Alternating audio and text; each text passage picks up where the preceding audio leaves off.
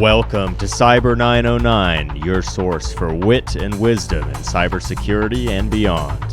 On this podcast, your host, Veteran Chief Security Officer and cyber aficionado Den Jones, taps his vast network to bring you guests, stories, opinions, predictions, and analysis you won't get anywhere else. Join us for Cyber909's Women in Leadership Executive Panel. Welcome, everybody, to another episode of our Cyber909 podcast. I am your host, Dan Jones, and this is one with a little bit of a twist and a difference. We have 5 amazing ladies that have joined me, and this is a part 1 of a 2-part series. So believe it or not, we have another episode next month on women in technology, women in leadership. And hopefully by the end of this, you'll walk away learning 1 or 2 gems. And so let's do a round of introductions. I'm just going to do it as I see it. So Shannon, you're up first. Hello, everybody. I'm Shannon Rowbury. I am a 3-time Olympian and Olympic bronze medalist in track and field, and I currently am managing partner of West Strategy Group with Bob West, which is a cybersecurity consulting firm, and I lead our leadership vertical. So I work with companies on performance optimization and taking athlete sports performance tools and applying them towards business and life goals. Excellent. Melissa. Hi, everyone. Melissa O'Leary, partner and chief strategy officer at Fortalus Solutions. We are a boutique cybersecurity services firm, female-led by Teresa Payton, the first CIO at the White House under President Bush. And I had the privilege of serving there with her. And we've kind of gone out on our own to develop a bold and bespoke firm to support our clients. Happy to be here. Excellent. Thanks, Melissa. Sarah.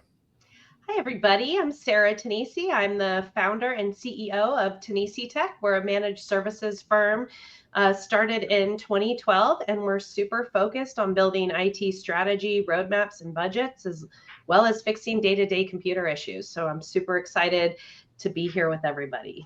Thank you, Sarah. Mona. Hi, everybody. My name is Mona Gadiri. I'm a 2-time Microsoft MVP in SIEM and XDR and cloud security. I am a senior director of product at Blue Voyant. We are specialized in security operations, threat intelligence, and incident response. Excellent. Thanks. Sandy. Hi, everyone. I'm Sandy Green. I am the co-founder of Miracle Max Marketing. We are a growth company that helps early stage and startups with all things marketing. So everything from their positioning, messaging, go-to-market strategy. And we have a bit of a specialty in cybersecurity marketing. Excellent. Thank you, Sandy. Well, everybody, we are going to jump in. We have a bunch of questions here, and then I am trying to track on LinkedIn Live to see if we get any questions there. So if there's anyone watching live that would love to submit a question for these excellent ladies, jump in. So, Sarah, I'm going to start with you. You and I have known each other for many years, 2001, I think it was. So I know your younger self. But what advice would you give your younger self? And other than alcohol. Other than not drinking so much? No. So, it's kind of interesting. I was thinking about the question because, it's pretty easy to look back in hindsight. And I sort of feel like there's a few things that sort of started to dawn on me as I've gotten older. And one is there's no substitute for experience. Right? Like people are so impatient to do the next thing and to get the money and to have the titles. And really what you need is time, right? There's no substitution for experience. So we don't really need to be so impatient with ourselves. And I think tied to that is also, we don't have to be perfect. And I would say 20 years ago, that might've been different, right? There was a different leadership style, leadership culture, I would say across companies, particularly for women in technology, right? We had to be the dudes and we don't really have to do that anymore. So I kind of love that. So I really think it's, stay resourceful, stay curious, don't worry about being perfect, and don't think that you can rush the experience piece of it. Excellent. Thanks. And so Shannon, I figured, an Olympian, you'd probably have some advice for your younger self, especially that you've jumped from the sports field into the technology leadership field. So What would you give your younger self? Well, I think what Sarah shared, it really resonates with me. I mean, my greatest successes have come from what felt like my biggest failures in the moment. I think that learning that comes from challenge enables us to be stronger, enables us to build self-confidence in ourselves. And I remember also as a kid or as an athlete, I have a leg length difference that caused my first major injury. Realizing that everybody has their Achilles heel. And if you can, rather than being angry about it, being frustrated about it, being willing to just accept those things about ourselves that we cannot change and working with them, planning for them. I think that kind of that friction against myself as I sort of let that pass and could accept those things, I was able to then focus on the things that I could control. And so, I don't think I would go back and change anything because nothing exists in a vacuum. And, the life I have, I am here in this moment because of all those things along the way. So I think it's as Sarah said, sort of accepting the journey and learning from it along the way and just committing to being better each time. Yeah. I mean, if you change something in your past, then maybe it wouldn't lead you to where we are right now, which is for all of us. I think we're at the top of our career, maybe, or we're still climbing the hill. But I think we're always on a journey of leadership. It doesn't ever end. So Mona, one thing. We're still struggling to attract females into the technology space. So from a STEM perspective, what do you think we can do to foster and garner interest of younger females that think this could be a good career, but maybe they get put off by it? Hey, I always think this is such an interesting question because I think cybersecurity itself is a little bit struggling with how we want to bring more people into the fold, right? It was first a very much a journeyman type of activity. You sat with somebody, you learned next to somebody, they taught you, you sat with them in the SOC, you sat with them on the consulting calls and listened to them get chewed up and start to get chewed up yourself, right? And then we moved into this culture of certifications and accreditations and classes and trying to figure out a way how to bridge the gap between needing enough subject matter expertise as a baseline to be successful when you get out the door, knowing that so many different people had different experiences with computers growing up, had different experiences. I mean, my dad was a computer professor, right? I got lucky, right, in a lot of ways, because I knew a lot of stuff about computers. My degree is in anthropology and history. I'm a double major from a small liberal arts college, right?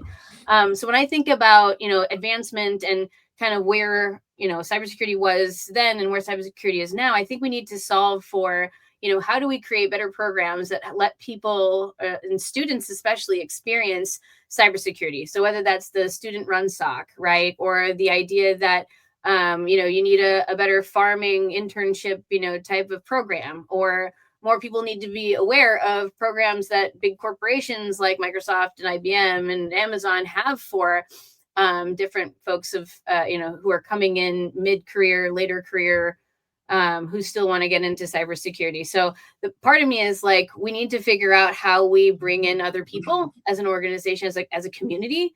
Because I could ask each one of these wonderful ladies how they got into cybersecurity, and I'm sure they would say, somebody told me about it. I took the red pill, I fell into a hole somewhere. Right.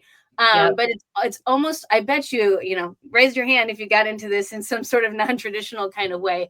I think for students now, right, it's almost like, each one of us has an obligation to almost do like what the lawyers do, right? Pro bono, right? You got to do something nice for other people, even if it's not something that's directly tied to your job. I wish, there was some sort of, thing like that exists in cybersecurity, because I think all of us own it a little bit more than other professions. And then I think, in terms of getting young women involved in STEM, right? STEM can take so many manifestations. I hardly think cybersecurity ever makes the top one. Partially because, right, we have a good guys and bad guys way of thinking about cybersecurity. And so when folks say, well, what is cybersecurity? Say, I'm a hacker. And there's not a whole lot of people who are saying, I'm a certified ethical hacker. I'm a white hat. Like, my job is to do good things and help people and protect people, not be somebody who breaks into things and hurts things and makes things, bad, right? So when you think about what young girls want to do and what we as a society tell young girls to do, right? We tell them, don't break into things. Don't be that person who goes out and, finds a different way of doing things, right? So if we could pitch cybersecurity as being more about being a helper, and more about being somebody who's a protector and somebody who's there to help other people, I really think it would change a lot of young people's perspective just on even what cybersecurity is. Because I hate when people are like, oh, you want to do cybersecurity? Start with try hack me. And I'm just like, well, what about starting with who are you trying to help and what problems are they having, right? I mean, I'm sure I could ask Sandy, if you were going to focus on identity and access management and somebody was going to get into cybersecurity, you would not say go just start with try hack me, right? Right. So I guess, Den, to your question, we need a couple of different things, but I don't think anything any of us do is a bad thing if you're individually taking on the charge of trying to help at least one person out there learn more about what cybersecurity means than what you see in the cool movies and TV shows and stuff. Yeah, and I love the idea about the pro bono work. I mean, I think that's a great idea. Sandy, so let's talk about, we've got women here who have started their own businesses, and yours and mine. We're both new in this adventure. We're fledglings compared to the Sarahs and Melissas of the world. So what advice would you give early entrepreneurs, women that are trying to build their business and follow your footsteps? I think number one bit of advice is, if you're thinking about starting a business, start right now. Start today. Don't wait. I made the mistake, I'd say, of waiting, right? I've been thinking about starting a business, gosh, it's been about 10 years now. And I finally just a few years ago just did it. I thought that there was some big barrier to getting started. And really, it was a matter of, going on the Colorado Secretary of State's or Secretary of Treasury's website and just coming up with a name and just registering the business and then figuring out the next couple of steps. So it really wasn't that hard. Thankfully, I had a great friend who walked me through it, because I was, on the kind of like most people thinking oh my gosh, can I leave corporate? Can I do this on my own? Is this even feasible? And the answer was yes, absolutely it is. I think that's my first bit of advice is, if you're thinking about it, just start it, just do it. There is no better time than right now. Just do it right now. Google how to do it in your state, get registered, go for it. If you don't like your name, it's not a tattoo, you can change the name. You don't like the direction you're going, you can change it. The good news about starting your business is you're the boss, you make the rules, so just go for it. So that'd be my first bit of advice.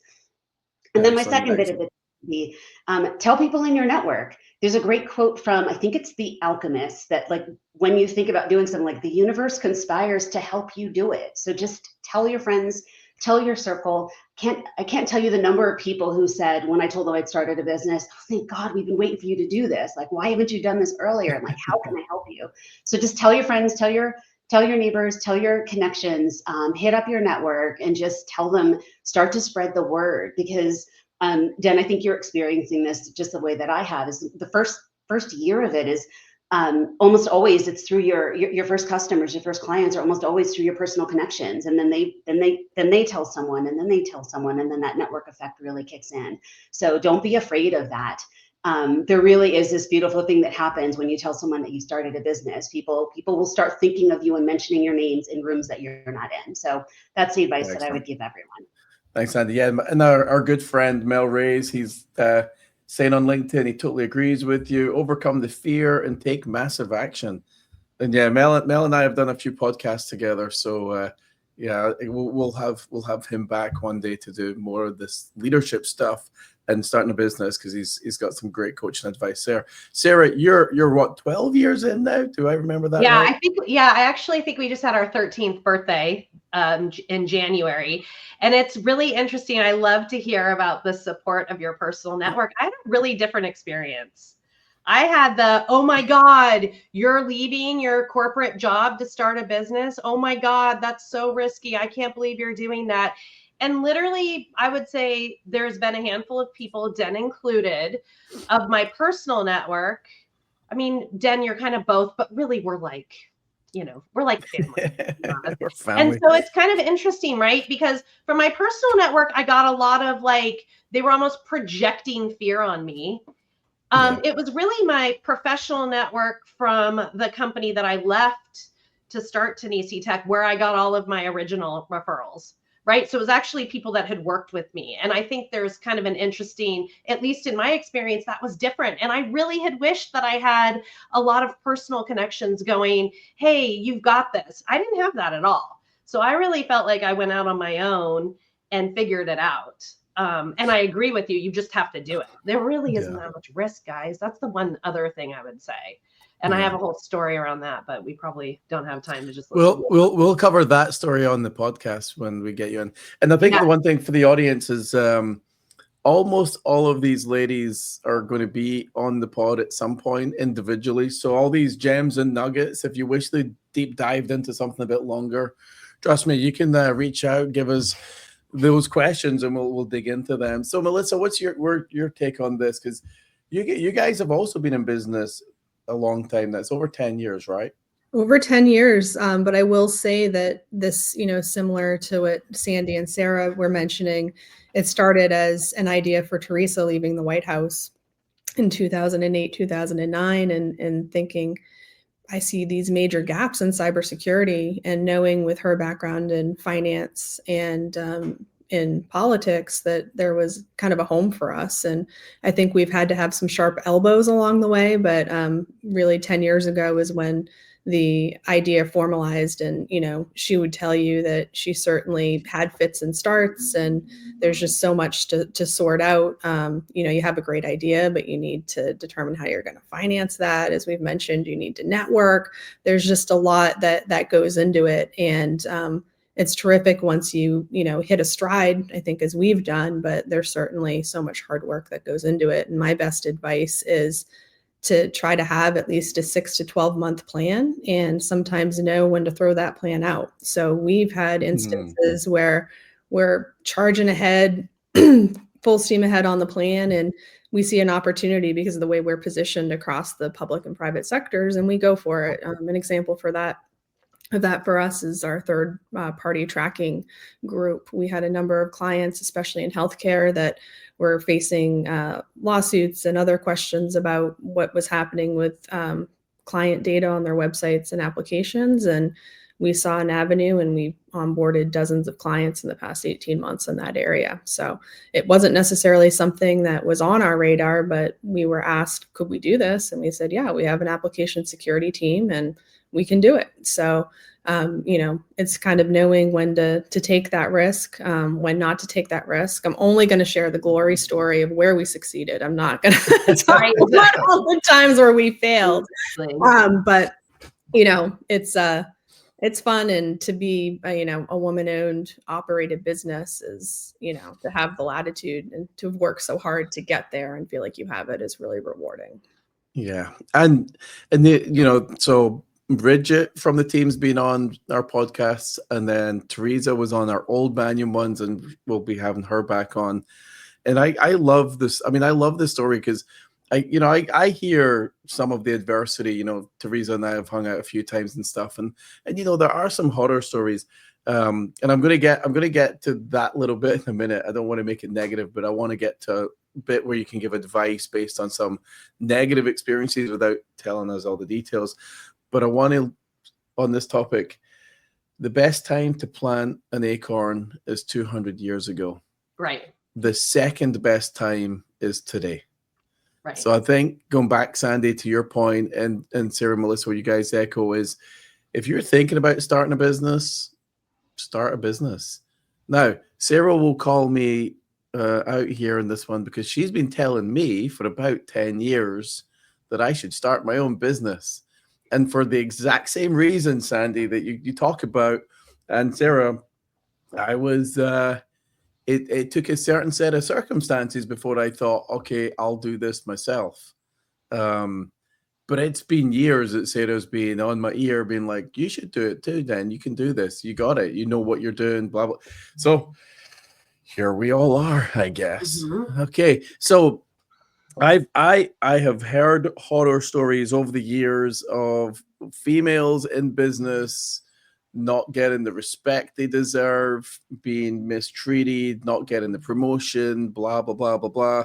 So I don't want to dig into the negative side of it, but I would love to hear a little gem of advice when you're up against adversity, which is more about you're being a woman, then what did you do? How did you overcome that and, share the lesson you learned? So Mona, let's start with you. I actually went to another talk recently where this woman used a term called "kill them with competence." Mm-hmm. And I think it's something I suffered from a lot, especially early in my career. I thought that if I just knew every last bit, that if I was the expert in that thing, that somehow, some way, that would make someone treat me differently. Or that something that it was in my control, right, could make somebody treat me differently. And I think what I realized is that you have literally no control over how other people see you, how they act towards you. You have no idea what they ate for breakfast this morning and whether that's what's making their tummy hurt and making them act grumpy, or whether it was something you said. Yep. I have a 5-year-old, so tummy hurt, maybe is not the right appropriate word for like it, a business professional. But I think I took a lot of things personally, and I thought that it was my job to be, as exquisite and as much of an expert as humanly possible. And while I, have successfully been able to demonstrate my competence in, lots of different ways, stepping back and knowing that how someone else treats you in a moment or how someone else sees you for a 45-minute meeting is not how you have to see yourself. And it doesn't have to be something that you step back and say, oh, did I do something wrong? Because the chances are, right, somebody had something weird for breakfast, or it has absolutely nothing to do with you and everything to do with how they're feeling. So I think my best piece of advice is don't take it personally. I mean, everything bad that happens hurts. And I'm not saying don't feel it. But I am saying that there's absolutely nothing wrong with you stepping back and saying, I like how I look in the mirror. I like how I am in a meeting. I like who I am. And that's more important than what someone else thinks of me for 45 minutes or a day or, whatever. So I think that would be my advice. Excellent. And I was just thinking, as you said, the tummy hurting like a 5-year-old. I know a lot of execs that actually behave like 5-year-olds. So, I'd probably place that in I there. know a lot also that have been really, passionate, lovely human beings. So, but I think everybody is equal in that sometimes you just wake up with a tummy ache. Yep. And I think that's my other piece of advice, right? Is that we all wake up and we put, we put our heads on and we get up out of bed, same as everybody else. And it doesn't matter how expensive your bed is or whether you put slippers on or anything else. We all got the same memo and decided that we were going to get out of bed today. And so if nothing else, let's have something in common rather than trying to nitpick things that, maybe people maybe think that are different about you, or that maybe you don't look like anybody else in the room. Because my other favorite thing, and I'll just leave you with this, is that my dream come true is that when you go to a conference, there is a line for the women's bathroom. That is when I know we will. And Sandy, not a marketing conference. Yes, not the marketing. Yeah, not a marketing conference. I'm talking about like you go to I was just at like the Microsoft, Ignite, Microsoft partner Airlift, right? And like the line for the men's room is there, and like there was like one time I bumped into another person in the 10-stall bathroom. Otherwise, I had the whole thing to myself. Exactly. So I really do think, that's a good point. Oh, sorry, Mona. Melissa, I'd love to direct that question over to you. Do you have any good advice after all your experiences? I think it's just keep moving. And I think a lot of what Mona mentioned is, don't be your own worst enemy and hold yourself back. Don't get in your head, and always look for the next step, and don't let anybody tell you that you don't belong where you are, because you belong there. You got there somehow. So, kind of keep moving ahead, and also, look for opportunities and cultures that are going to work for you. You don't have to go and, be on a track at one of the major companies and, make your way that way. I think I'm an example of somebody that was introduced into cybersecurity and was able to navigate and find a home in different areas and different boutique firms. So kind of take your own blinders off and look at what opportunities are out there for you. Excellent. And Mona, Amanda Gaffney, she's agreeing with you. Absolutely agree, Mona. She says so. You're hitting the chords here. So Sarah, what about you? You done the corporate business, but then as you start your own company and you're jumping into some. I think you had was it PG&E or bar. I think you done some BART work, and so you're going into these. I'd say like old school technology companies.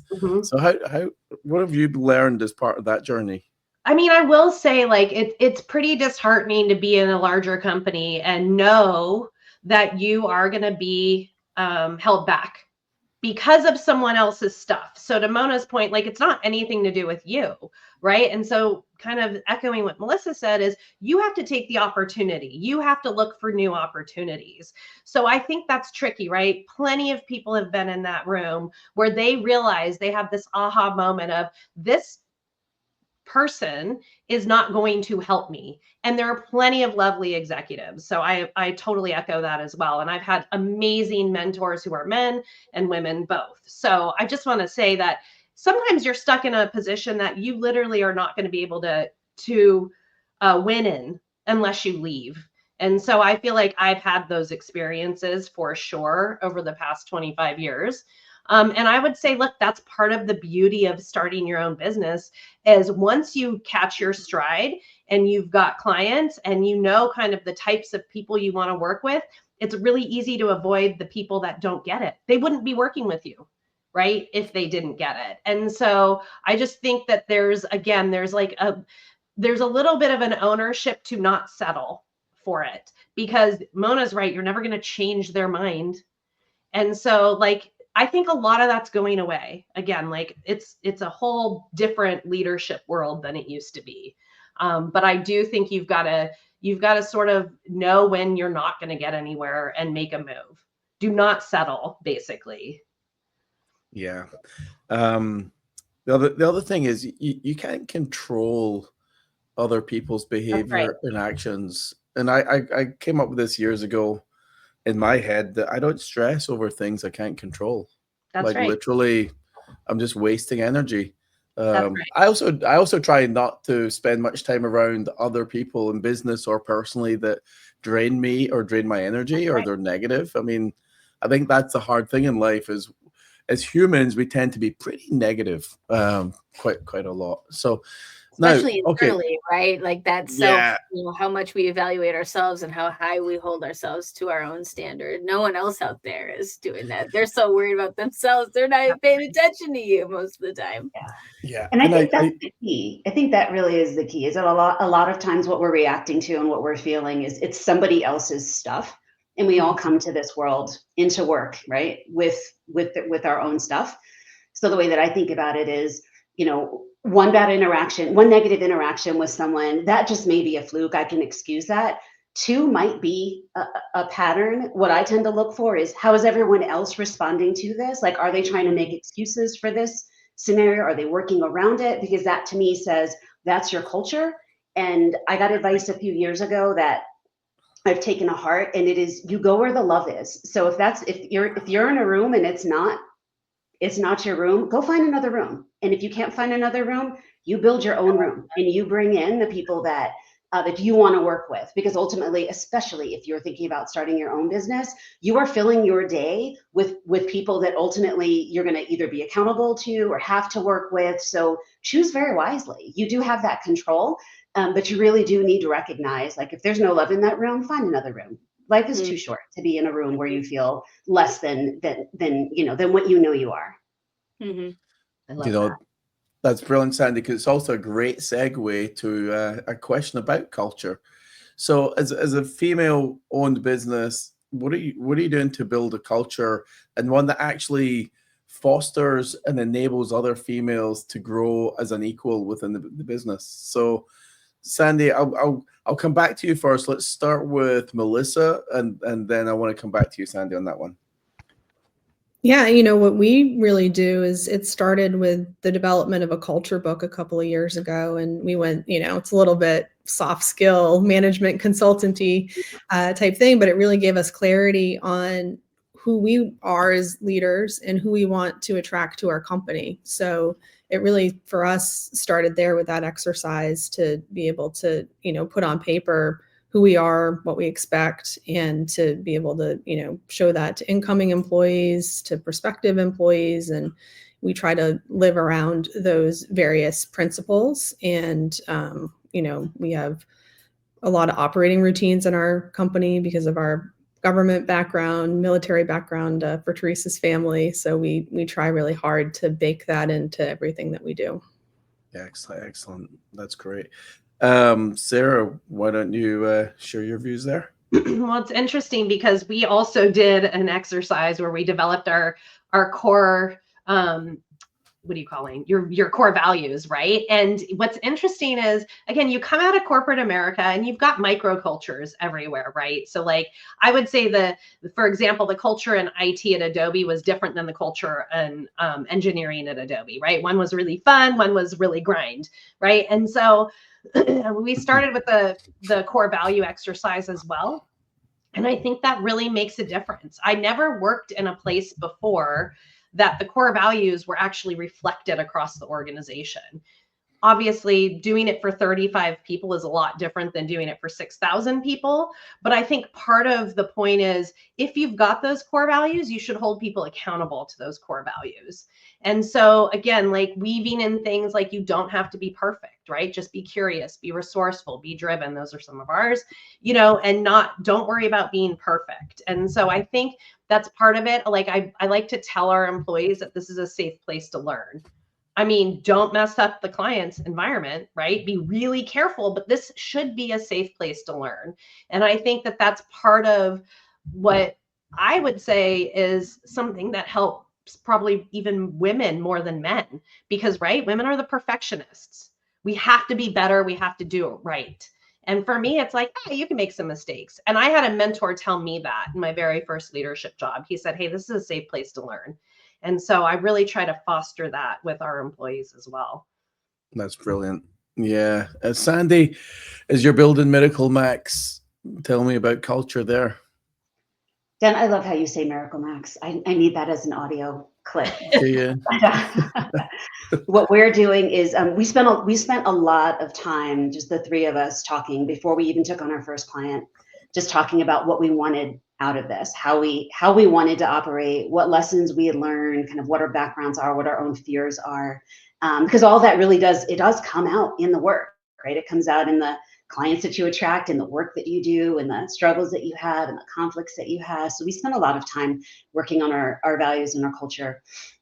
I think the number one thing that I think has served us well, and it was a hard lesson learned, but we learned it quickly, and we said never again.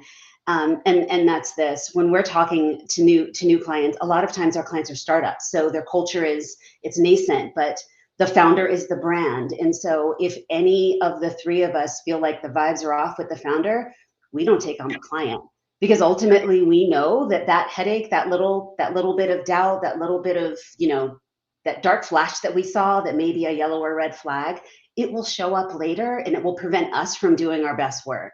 And we just never want to be in a situation where we can't be candid and frank and blunt with the client. One of my jobs is helping with brand and messaging. And a lot of times founders take that incredibly personally because it's their baby. So I have to go in and say, your baby makes no sense. I need to know that we've got enough trust, and that we're, like, I need to know that I can say that, because I can't cook without being able to say, like, hey, this is not going to work, and here is why. So the way that we think about culture is not only how we operate as founders, but also in our relationship with our clients. Because I think ultimately, like everyone, like we wake up wanting to do the absolute best job. We want to knock it out of the park for everyone. And I don't know about you, but I can't do my best work if I've got one arm tied behind my back, or if I feel like, hey, if I say this might rock the boat.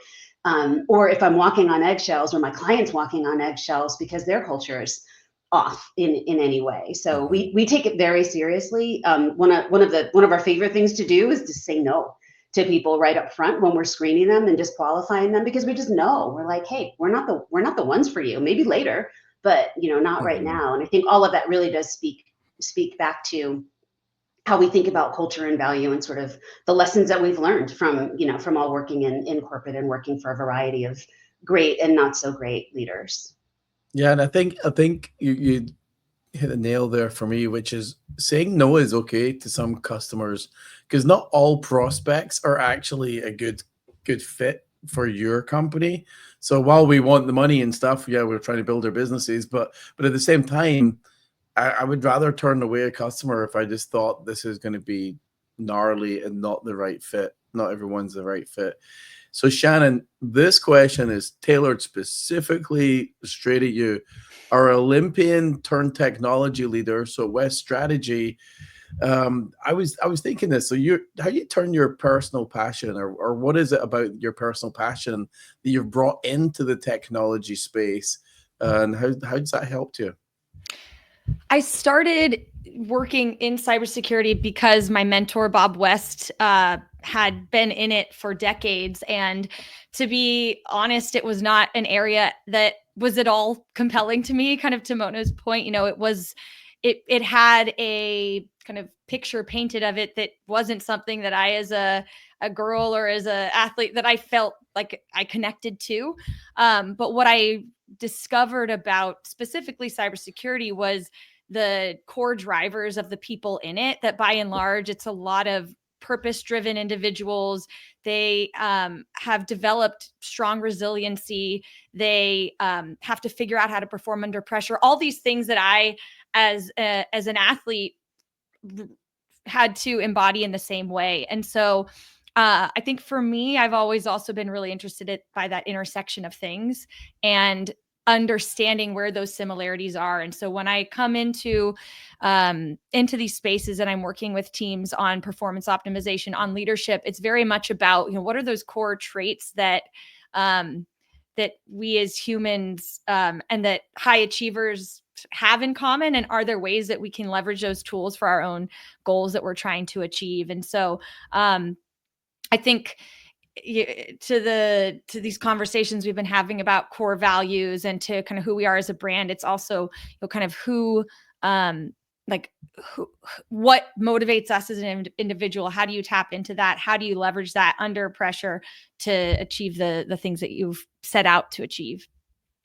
Excellent. I'm going to open the floor to anybody else that wants to jump in. Oh, I just have to add this idea of that mission driven, like, why do, like, cybersecurity people, I feel like, are kind of weirdos, like, in general. Like, you got to be a little weird to get into cybersecurity. I don't know why.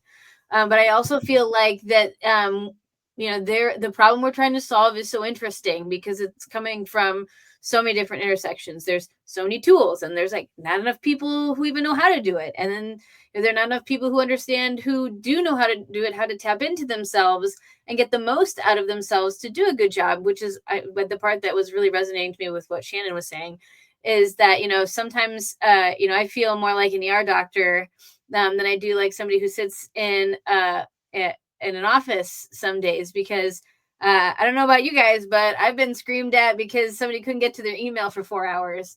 And it's a transformative experience, understanding how to deal with it and be resilient to the idea that, I know you think your email is so important, but I promise you, not having access to it is better than you having access to it, because there's some really bad people who have access to it right now. And I don't think you really want to be doing more things in there. But so much of it is about, how do you explain perspective to people?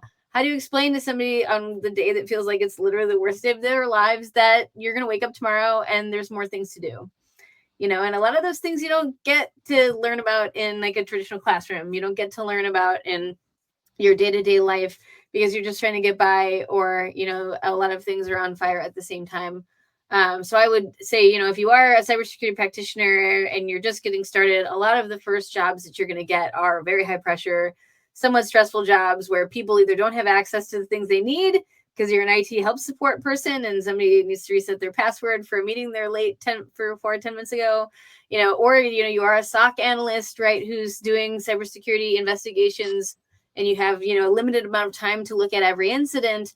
It's not really a culture all the time that allows or, creates space for mental health, or being thoughtful about work-life balance, because you get into these places where you're like, I just really want to protect or help people, or there's somebody else who's, if somebody's wrong on the internet, right, but it's translated into, you know, more like somebody's having a really hard time with whatever they're going through. You know, to all you cyber professionals, I hope that you take some time and think about how to build resiliency strategies into your life, and how you think about a lot of those leadership strategies, because they're not things that are really baked into the curriculum of most cybersecurity programs. You look at most of them and they're like, let's learn about Cisco network engineering, not let's learn how to deal with the first time somebody screams at you when they can't get to their email. So that's brilliant. That's brilliant. And I was laughing there, Mona, because I think Sarah was there and remembers the day her boss came screaming down the hallway,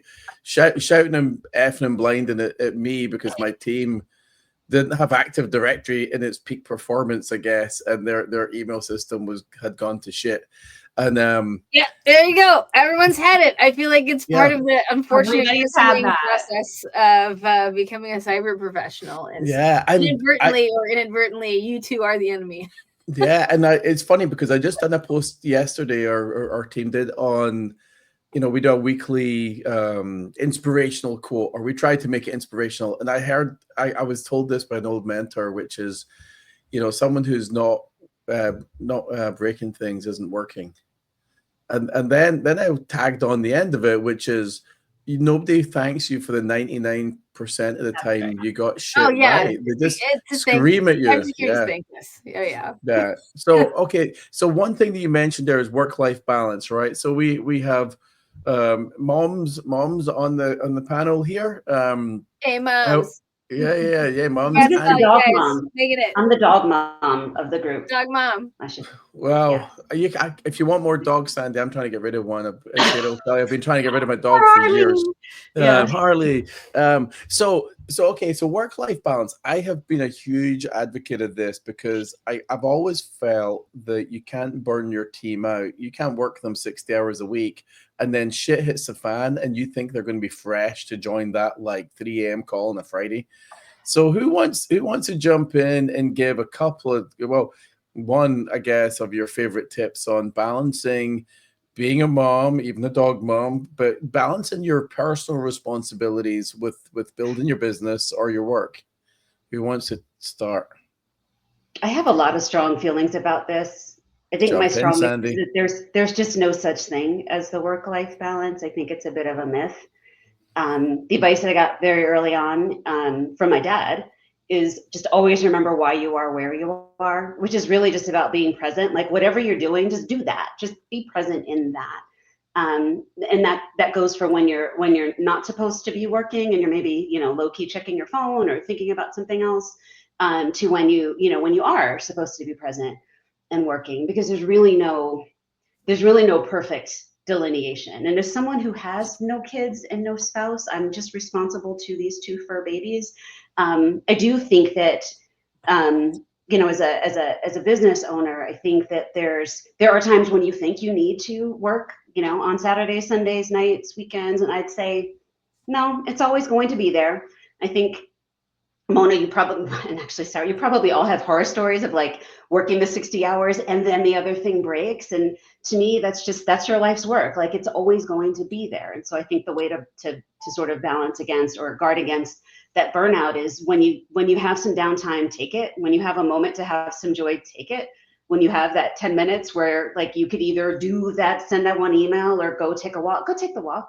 The email will wait because you never know what's going to happen on the other side of that. And the worst thing that can happen is when your family or loved ones or friends, they need you and you're burnt out. That's the worst feeling ever. So don't let that happen. Like, do everything you can to recover. And I'm sure, Shannon, you've got Olympic training wisdom about the whole wisdom around like the recovery is when you get stronger, not in the performance. So I would love to hear your thoughts on that specifically. Well, yeah, I think you make a good point. I mean, I don't know that balance on a day-to-day. When I was training for the Olympics, it was a necessary part of the job description to do things like, pushing the envelope.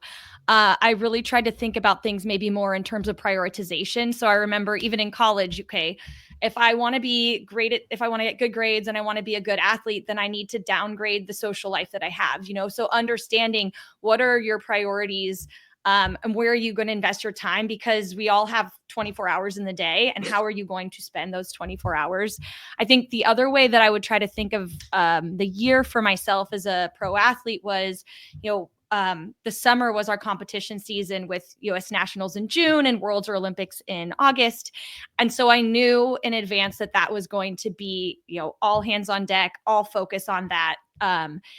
But that meant that if you're thinking about a given year as sort of a pendulum, and if I wanted to have that peak pendulum swing for performance, then I also needed to let it swing back the other way so that I could build up reserves to go high again. And so trying to figure out how to plan in those times of the year where I could de-stress a little bit. And so, as an athlete, that would be the fall right after the Olympics. I could take the fall where, maybe that's where I have a wedding I can go to or a vacation I can go on. And then the intensity starts to build towards that competition season. But I think within a lot of our careers and a lot of our daily lives, there is a seasonality to it. And if we can take a little time to wrap our heads around that and try to identify periods where we can, plan in a little bit of recovery or a little bit of, putting that money back into the bank account so that we can draw from it later. But yeah, they're like striving for not necessarily balance every day, but balance within that year, so that you do feel that you can continue to build and year after year. And how do you guys think? So we done the whole work from home business, and now some of us are being asked to go back into the office for either full time or part time. But I struggle to imagine 5 years from now what the working thing will be. I don't imagine a Monday to Friday 9 till 5 any longer. So Sandy, kind of what you say about this is a myth maybe. So how do you guys think the whole return to the office is going to impact work-life balance? I think that there's a hybrid answer, somewhere in between, right? I definitely have felt the positive impacts of being around other people. And, I'm a product manager by trade. And so in product management, they say, Nihito, nothing happens in the office. It's not the job of the product manager to be sitting in the office anyways. It's your job to be out with customers and talking to people about different things. And, if you're sitting in your office as a product manager, then you're kind of doing the wrong thing. But I do think that there is a place for, collaboration in person, for setting aside specific time to do things. But I think the best part about being a mom and the best part about being in cybersecurity is that the bad stuff is happening on the internet. It's happening on the computers. So a lot of the times, right, when it comes to doing, things, remotely or trying to do even forensic activities, right, so many of them don't require someone to be flown in on site in the same way anymore, especially if it is, like a cloud specific incident response type of thing. So the arguments, I think, are a little bit different for us in cybersecurity, but I do think, if you are used to being a SOC operator, like you're going to go back to being in person. Being in a SOC is one of the benefits of being together is that you are protecting and defending together, and sitting in your room all by yourself is not a good way, a particularly conducive way to do a good job, with something like security operations. Yeah. So I do think it will be very dependent on the job role or the type of thing you're doing, right? Myself as a product manager, very different than somebody who's a SOC operator. Yeah, exactly. I used to think back years ago, but long before COVID, we do our leadership offsites or team building events. And then people would say, oh, we got so much more done when we're in the room together, whiteboarding together. And then all of a sudden COVID hits and everyone's like, oh no, this is even better. I like this. So it's either it's better when we're all in the room whiteboarding together or it's not. But I think, Mona, you're right. It depends on the job and it depends on the circumstance. So we'll see what the next 5 years bring. Anyone? Yes, sir, on you go. Yeah, I just have a thought on this. It should be more about collaboration, not time and seats, right? So when I hear people are making everyone go back to work, we've always been remote, so I don't even know what that is. But anyways, like the thing for me is if you're all going to have to be at the office, you should all have to be there at the same time so you can collaborate, because no doubt when you're in the room together, you are building a different type of relationship than when you're behind a screen. And so I think that's a really big kind of key, is if you're going to mandate office work, mandate what it's for. And also the second thought I have on that is we should really be more focused on results than time and seats. And then finally, I think it's one of those things where, you know, if we're talking about that balance of work and personal, it's kind of what you said, Den. It's about prioritizing and when do you get to do which. And again, this is all so different than it was 2 decades ago, because 2 decades ago, it was like, no, you will be there for 40, 50 hours. And that's, oh, by the way, you work in IT, you work in security, that's expected. It's not like that anymore, or it shouldn't be like that anymore. More companies, I would say, are swinging to the opposite. And it's not even just a thing for moms anymore. I know plenty of guys on my team that go pick up their kids or take them to school or whatever. It's like, yeah, you don't have 7:30 meetings because we're doing family stuff at 7:30, everyone. That's totally different than it used to be, which I love. I mean, thank goodness we've come this far. Just another thing to bring up on this front is kind of harkening back to our discussion about bringing in new talent. I really feel strongly that you need in-person interaction for new talent. So as we try to grow cybersecurity and bring in folks out of trade schools or all of the amazing cyber programs that are out there today, having, you know, that in-person touch is going to be important. And we're also a fully remote company, but we are onboarding junior people. So that's something that we're actively talking about. How do you kind of bring people in and meet them? And, you know, if you've done the work on the culture book and you have all these items, how do you bring that to a more junior to mid-level person? And I think in person is going to be a key to that. Yeah. I mean, that's it. I think you guys hit it on the head. It's specific. It's depending on the situation and the need, right? But I think we've got about 8 minutes left, and I guess we should maybe do something about AI, because what would a webinar be without talking about AI at some point? I would just love, you know, one-liner from each of you on what do you guys think AI is going to do to help or hinder cybersecurity or tech in the next couple of years? Shannon, let's start with you.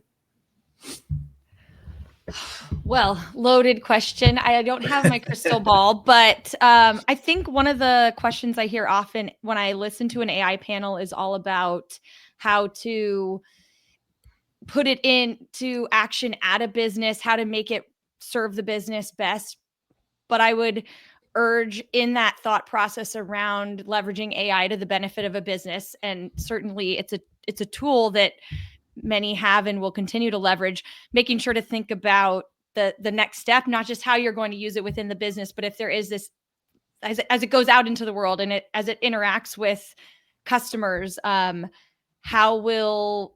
you thought through how to kind of put guardrails around that, how to ensure that it is, not going to be manipulated to your disadvantage? There's an example from Copilot when it launched and how, it was a big, exciting deal that it came out into the world, but a reporter that wanted to see if it could break it did break it, but it was because that reporter was able to ask a large amount of questions and ultimately get the AI agent or Copilot to want to, tell him to leave his wife and run away with him. So, understanding that when we put things out into the world, chaos ensues, but being thoughtful both about why you're using it and kind of, okay, what might be the kind of outcomes of it as it goes out into that world. Yeah, excellent. Melissa, for Lace, what are you guys seeing in this space? What comes to mind for me is that hacking is going to get weird. As Shannon mentioned, there's just, if there's something new technologically that's coming out, there's a number of interested parties on the hacking side of the equation that want to figure out how to manipulate that, how to find the vulnerabilities, how to, create fraud, really. So I just see, kind of an acceleration of the typical asymmetric threats that we manage and face in cybersecurity. And, there's the DeepSeek vulnerabilities that we're already seeing. So if there's going to be a race to, AI supremacy, security will probably be left behind, and there will be a lot of, just weird, odd things that come up and are exploited. And then something that's important to me is digital protection of our elderly and other communities. And there's just a ton of impersonation going on, making, I would say, probably billions of dollars of revenue for organized crime and others. So, leveraging deep fakes, everything, kind of in that space is just going to continue to accelerate and become more believable and be turned against people that are vulnerable. Yeah. Sarah, what are Team Tennessee Tech seeing? Well, it's interesting because absolutely those are the risks. And, we would probably be partnering with some of you guys for that. But I would say on the positive side of it, allow me to be the positive person for a second, which I'm never. I kind of feel like there's some really big wins with it, right? If you just look at like basic EDR tools that are able to recognize abnormal behavior, right? So it's like, wait a minute, you don't use your email like this, therefore I lock you down. That's really cool. Like that's one of the things that I think we can sort of start to leverage. Or how about a sysadmin that just can't figure out a script, right? And they can say, okay, this is what I'm using. What am I doing wrong? And get an answer, right? So all of a sudden you're starting to solve customer problems a little bit faster, or, developing a little bit better. And so I think there's some huge upsides to it, but agree, like we have to stay on top of keeping people protected. The thing that, just the one other comment that I get really frustrated with is nobody's protecting themselves the way they need to anyways. And so Den and I have had like discussions around cybersecurity myths, and some of it isn't even that hard. They're just not doing it. So for me, that's my biggest concern is how are we going to address AI threats when we can't even get customers to address the yesterday's? They can't even do the easy things. Yeah. The It's basics. like, can we just do the basics, guys. Like, Yeah. I was thinking about this and I was like, this is no different than when cars were invented, right? Nobody, when they invented cars, put windshield wipers and seatbelts in there.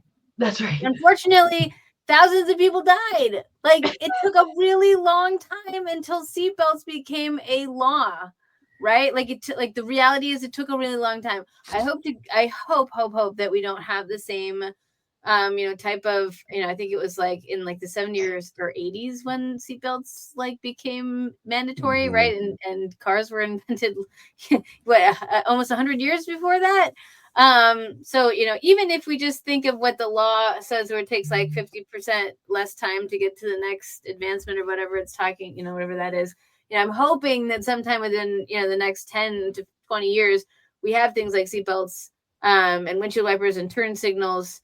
But like, it's like we went all the way to cruise control, and enabling cruise control for people in their cars before we had, seatbelts and windshield wipers, or even windshields, right? In some cases, I can see, the deep seek stuff has bugs in my teeth, man. Like I'm like, oh, that's, Anyways, but I do think that just kind of rounding out the thoughts on AI. When there's small, discreet, wonderful things that I hate doing, AI is awesome. I use it every day. I hate coming up with what I'm going to make for dinner. You know what? Yeah. It comes up with 20 things, 19 which I can say no to and feel fine about. And one of them that if I, zhuzh it up another 20% will be something I would be happy to, eat for dinner. So it's never going to be perfect, but will it help me do the things that I don't want to do better? Yes. And I think in cybersecurity, we are an applied AI world, right? Where it's both how we want to use it and how we have a responsibility to protect against it, that are currently two different hemispheres of the brain that currently, like, the corpus callosum is severed, right? So it's like there's no ability for the two halves to really think together with each other. They're just really good at doing their own thing. So my hope is that also we get to the point where how people use AI in cybersecurity and how we are protecting everybody against AI become a similar conversation. But I realize that the Venn diagram of those two things is even smaller than the people who care about either of the first two things. And I think in terms of like AI adoption more widely, in terms of like regular use, me's and we's, is like somewhere south of 40%. So, I still think that, in terms of regular people using AI on a regular basis, like we're nowhere close to that. when the Tennessee Valley Authority comes and gives everybody AI, like they did, help give everybody power, I think maybe things will be different. But my 5-year-old loves my Rabbit R1, which is this little handheld AI.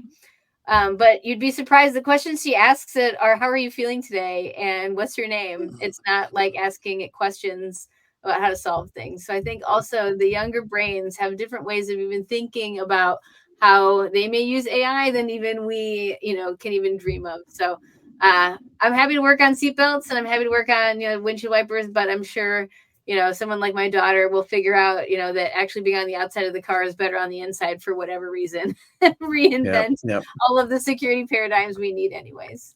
And so we're up on time, ladies. So Sandy, we've got a podcast recording coming up. So I would love to dig into the AI and marketing with you on that one. Yeah. So ladies, first of all, thank you very much for your time. It's been great spending an hour together. Like I said, I want to have you guys on the podcast soon individually so we can dig into some of these topics a bit further. People out there, thank you very much for your questions. Mel, Amanda, Sean specifically, we appreciate you guys. And we'll also have this posted on the website probably within about a week, I guess. So thank you very much, ladies. Really appreciate your time. Have a great week.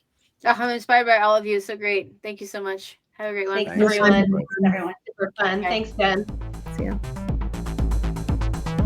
Thanks for listening to Cyber909. Subscribe wherever you get your podcasts and don't miss an episode of your source for wit and wisdom in cybersecurity.